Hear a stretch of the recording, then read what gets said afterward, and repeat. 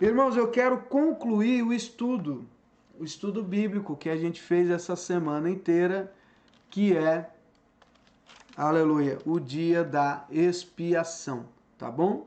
O dia da expiação. O dia da expiação tem o versículo tema em Levíticos, capítulo 16, versículo 32 e 33, que diz assim: E o sacerdote fará expiação, expiará o santo santuário. Também expiará a tenda da congregação e o altar. Semelhantemente, fará expiação pelos sacerdotes e por todo o povo da congregação.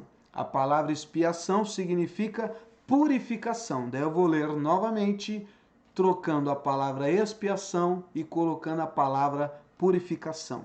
Aleluia. E o sacerdote fará a purificação, purificará o santuário, também purificará a tenda da congregação e o altar. Semelhantemente, fará a purificação pelos sacerdotes e por todo o povo da congregação. Aleluia. Glória a Deus. Nesta semana a gente falou vários pontos da purificação, da expiação, a necessidade da purificação, certo?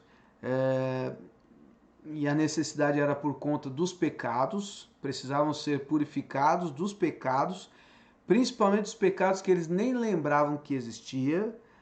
Segundo, ser purificado para ser salvo, para Deus reconciliar com o povo e dar a vitória ao povo. Depois a gente viu a cerimônia da expiação, né? que era basicamente derramamento de sangue mesmo. O pecado gera morte, o salário do pecado é a morte. E para que nós não venhamos morrer, é necessário a troca, né, de uma vida pela outra. Então os animais, eles eram sacrificados, tá certo? Eram sacrificados para que o povo não fosse sacrificado. A verdade é essa. E dentre os rituais tinha os de 2 bodes. Um bode era sacrificado, o sangue era derramado, colhido o sangue e aspergia o sangue no propiciatório, que era a tampa da arca, tá certo? Aleluia. E o outro bode se colocava a mão sobre ele e confessava os pecados ali, falava os pecados para ele, depois soltava ele em rumo ao deserto para ele levar embora, era um ato simbólico, levar embora todos os pecados do povo e cair no esquecimento. No Novo Testamento, Jesus Cristo, ele representa aquele que derramou sangue para nos perdoar.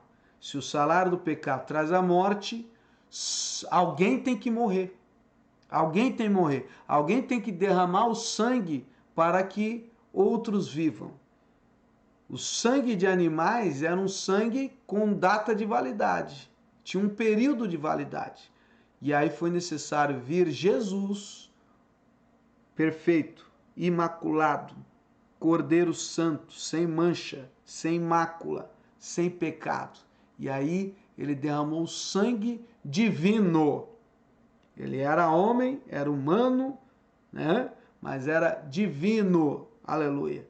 E aí sim, ele derramou sangue e, diferente dos outros sacrificados, diferente dos animais que perderam o sangue, morreram e não voltaram, Jesus perdeu sangue. Ele doou até a última gota de sangue, tá certo? Ficou sem nada. Quando verteu o sangue, o soldado furou lá dele, saiu água. Não ficou mais sangue. Aí sepultaram ele. A diferença dele para os outros sacrifícios é que ele ressuscitou ao terceiro dia. Aleluia, glória a Deus. Ele ressuscitou ao terceiro dia. E aí, como o segundo bode, o segundo animal ia para o esquecimento, levando todos os pecados, O livro de Isaías 53 fala que ele levou sobre si todas as nossas transgressões, todas as nossas transgressões. Foi embora. E aí acabou. Pagou o preço. Ele pagou o preço. Aleluia. Por isso que nós declaramos: Jesus Cristo salva. Jesus é o único e suficiente Salvador. Não precisa de apoio. A gente não precisa de recorrer a outros para a salvação, porque Jesus ele cumpriu todos os requisitos para perdoar os nossos pecados. O sangue dele foi derramado para que nós não precisássemos derramar o nosso. Amém? Aleluia. Então, é isso, o resumo da semana, e eu vou terminar aqui, ó. Os sacrifícios do dia da expiação provinham uma cobertura pelo pecado e não a remoção do pecado. Olha que interessante. Todos os outros sacrifícios, eles faziam uma cobertura do pecado. Escondia ali o pecado por um período. O sangue de Cristo derramado na cruz, no entanto, é a expiação plena e definitiva que Deus oferece à raça humana. No Velho Testamento, era eu que tinha que oferecer um sacrifício.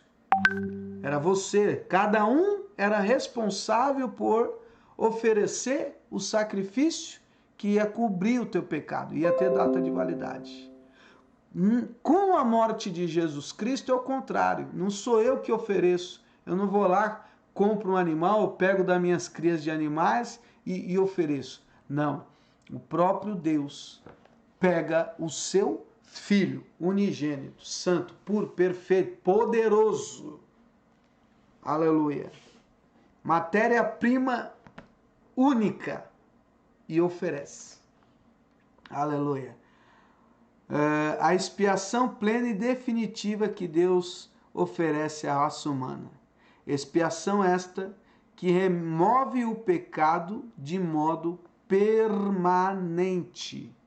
Cristo, como sacrifício perfeito, pagou a inteira penalidade dos nossos pecados.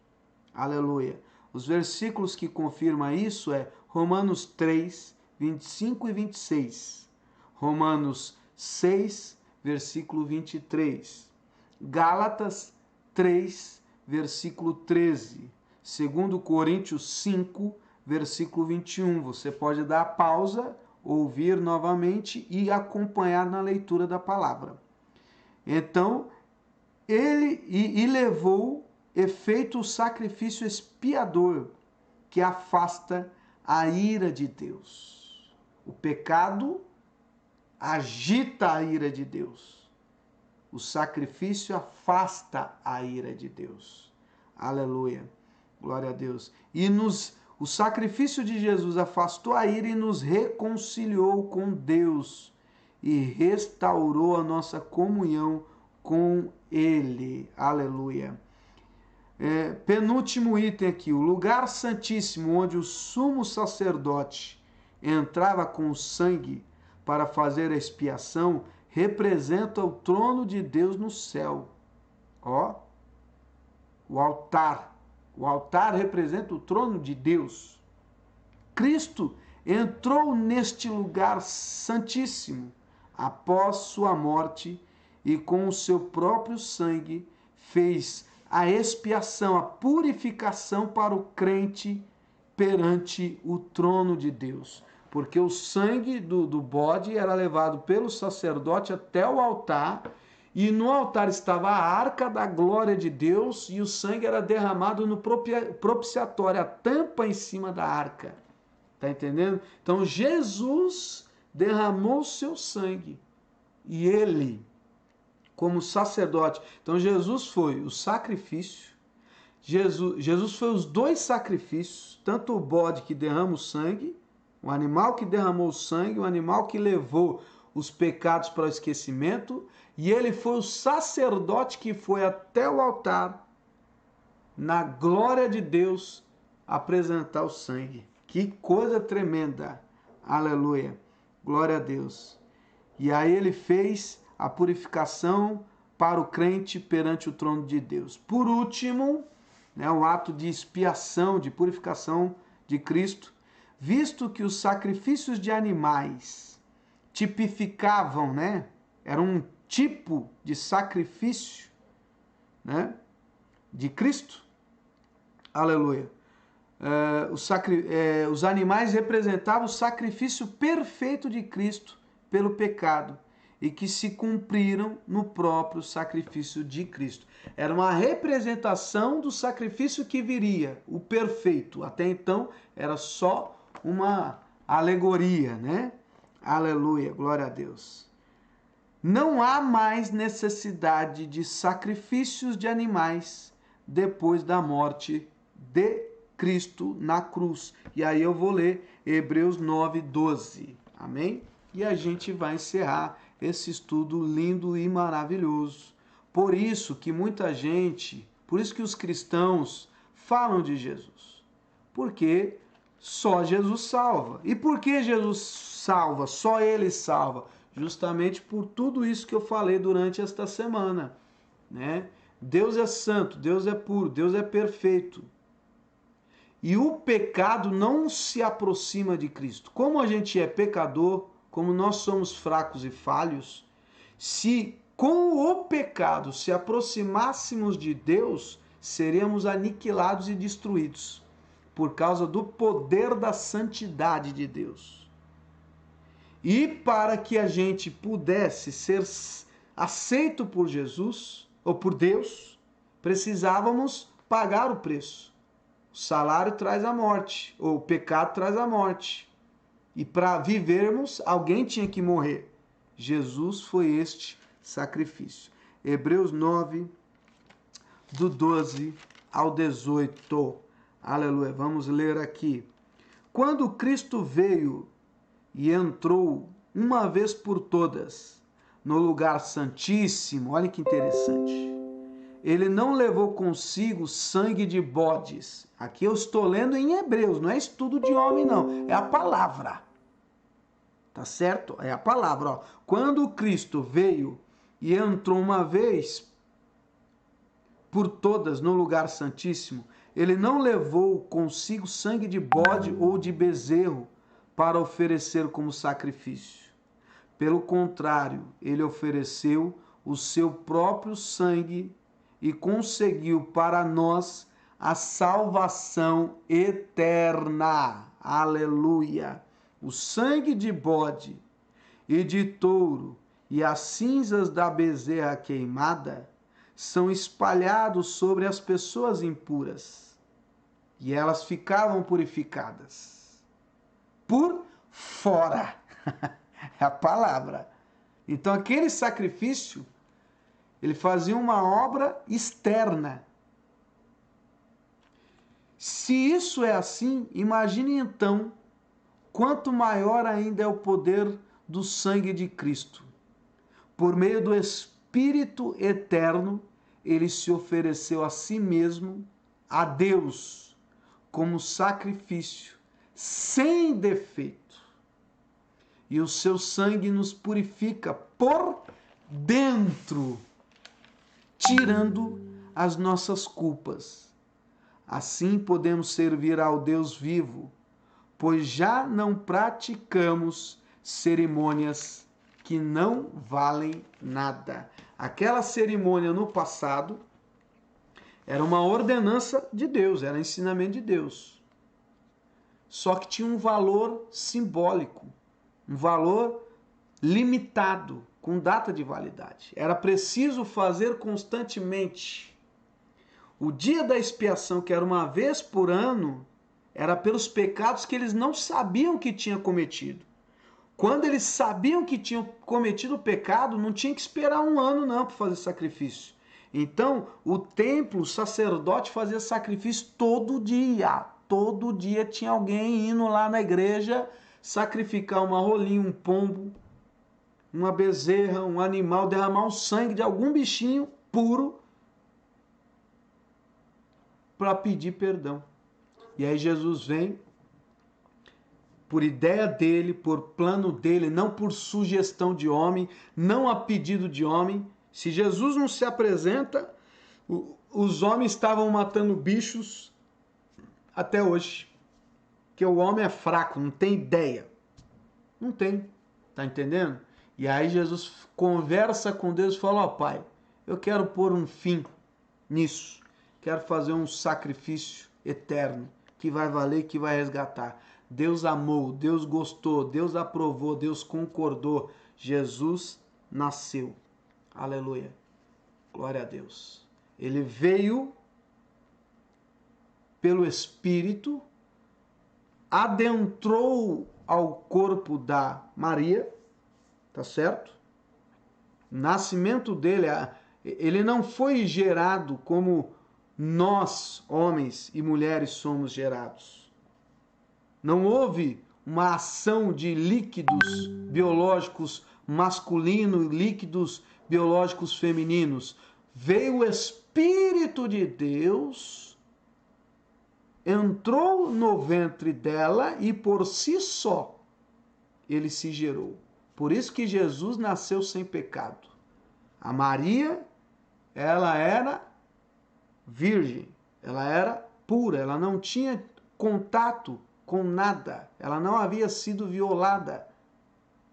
E do início ao fim de Cristo houve uma pureza, houve uma santidade, houve uma divindade, algo único e exclusivo. E ao nascer, ele viveu como um ser humano comum, trabalhando, sendo pobre, passando necessidade, transpirando, tendo que descansar, que comer, beber, dormir. Aos 30 anos, ele desce as águas do Rio Jordão e batiza-se. Porque o batismo representa o quê? Uma morte para o pecado. Então a criança ela é pura, a criança não sabe. A criança nasce com o instinto animal, com as características humanas, mas ela vai aprender a ser humano com o decorrer do tempo. Existem histórias aí, por exemplo, do menino lobo, que foi criado com os lobos, era um bicho, era um animalzinho. Não falava, não tinha educação, não tinha hábitos de sociedade. Então, Jesus fez tudo para nos ensinar. E ele batizou com 30 anos. Por quê? Porque é na fase adulta que a gente tem a consciência de todas as nossas transgressões. E dos 30 anos aos 33, por volta de 3 anos, Jesus anunciou o reino do céu, curando, pregando, e aí ele derramou o sangue dele. Por que aos 33 anos? Para provar que ele era perfeito.